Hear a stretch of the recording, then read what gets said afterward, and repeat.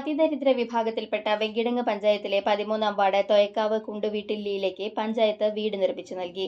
KSEB സൗജന്യമായി വീട് വൈദ്യുതീകരിച്ചു. അറ്റകുറ്റപ്പണിയിൽ ഉൾപ്പെടുത്തി 1.5 ലക്ഷം രൂപ ചെലവിട്ടാണ് വീട് നിർമ്മിച്ചത്. കിടപ്പുമുറിയും ഹാളും അടുക്കളയും ചേർന്നതാണ് വീട്.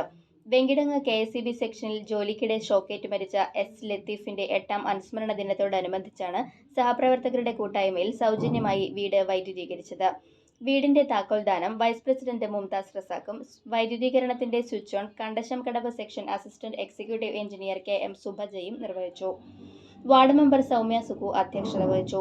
സ്റ്റാൻഡിംഗ് കമ്മിറ്റി ചെയർമാൻമാരായ AT അബ്ദുൾ മജീദ്, വസന്തി ആനന്ദൻ, ജനപ്രതിനിധികളായ Basija Vijesh, Dhanya Santhosh, Venkitangu section assistant executive engineer V. Krishna, KSEB ജീവനക്കാരായ PS Mani, CM Sumesh, Sivaprakasan, VEO Divya എന്നിവർ സംസാരിച്ചു.